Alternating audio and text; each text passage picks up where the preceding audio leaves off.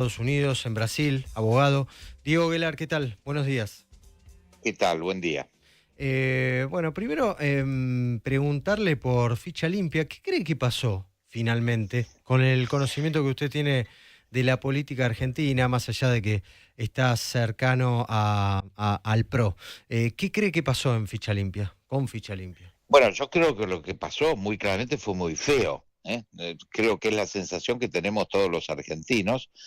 La explicación, no hay una explicación definitiva ni clara.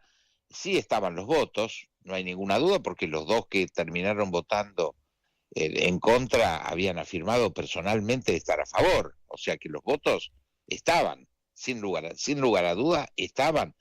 37, 38 votos eran lo que se contaba desde el sentido común, más, no desde el sentido común, de las declaraciones de los propios participantes, partícipes, de eso no había ninguna duda. ¿Por qué a último momento, en las últimas 2 horas, en la última hora, en el último minuto, se produce este cambio? Y bueno, es horrible porque alguien cobró y alguien pagó este acuerdo. De esto no hay ninguna duda y esto es muy feo. Creo que en esto el presidente equivocó el camino al acusar a PRO en vez de solidarizarse finalmente con su aliado, y porque teóricamente no tenía que solidarizarse, era la opinión de su propio bloque, Sí. además, Según, tenía que según, salir. según distintas fuentes, vos hablás con los dirigentes libertarios en Misiones, te dicen que esto fue una vendetta de Rovira con Cristina, hablás con periodistas y con otros dirigentes más cercanos a Juntos por el Cambio en No, pero Misiones y te dicen, como una vendetta es bueno, al por eso, y contrario. te dicen lo otro, esto fue acordado por Casa Rosada, o sea, pero pruebas no hay ninguna más allá de que lo que sucedió termina favoreciendo a Cristina. Claro, bueno, yo creo que justamente lo que queda como saldo feo es el cruce de acusaciones del gobierno hacia PRO y de PRO al gobierno, donde finalmente los que tendríamos que estar juntos, yo no tengo la menor duda y ya lo hemos hablado en este mismo espacio, yo soy un convencido que tenemos que tener un gobierno de coalición. Estoy seguro que después de octubre va a quedar claro que es así, porque no va a haber eh, un, una, un partido hegemónico ni un líder incuestionable. Yo creo que hay que entender que en la política moderna no hay más partidos hegemónicos ni líderes mesiánicos. Mm. ¿eh? Hay que concertar.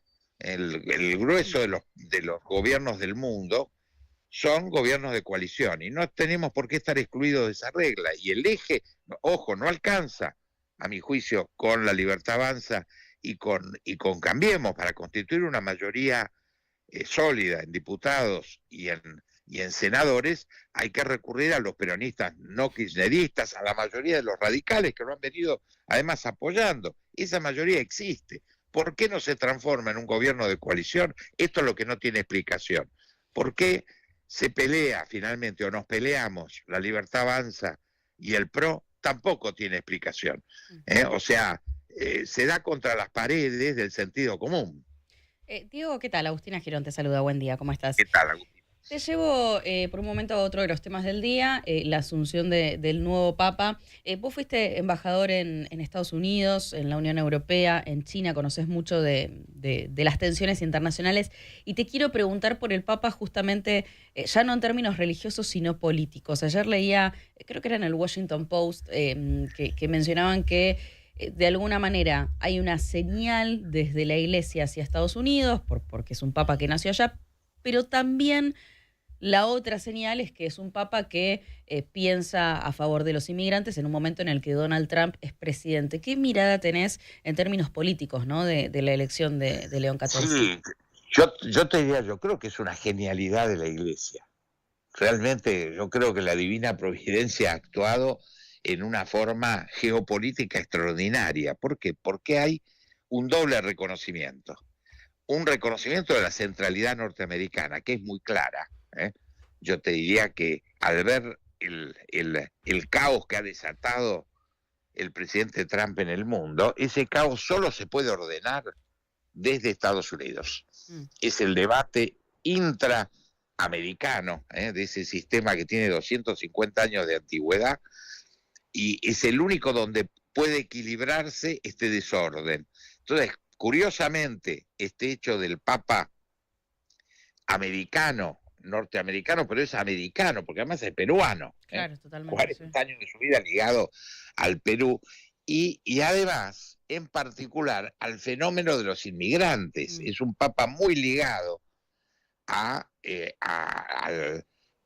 fenómeno de defensa de los inmigrantes. Esto significa que hay dos Estados Unidos. A mí lo que me hace recordar es la década del 80, que había generado ese triángulo virtuoso en ese momento entre Ronald Reagan, Gorbachev, el hombre que liberó al sistema dictatorial soviético, aunque después fue impopular en la propia Rusia, post-Unión Soviética, y Juan Pablo II, que fue un actor central de ese momento de la historia, del fin de la Guerra Fría.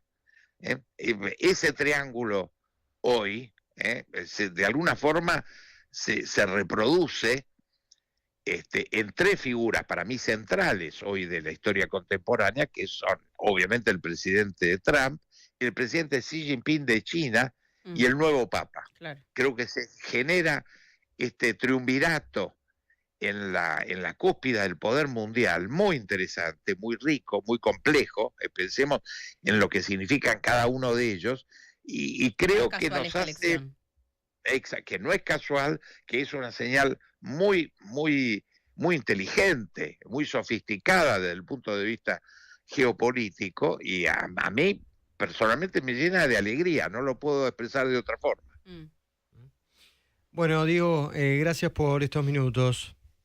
Gracias a ustedes y buen fin de semana. Diego Aguilar, ex embajador argentino en Italia, China, Estados Unidos, y que analiza la actualidad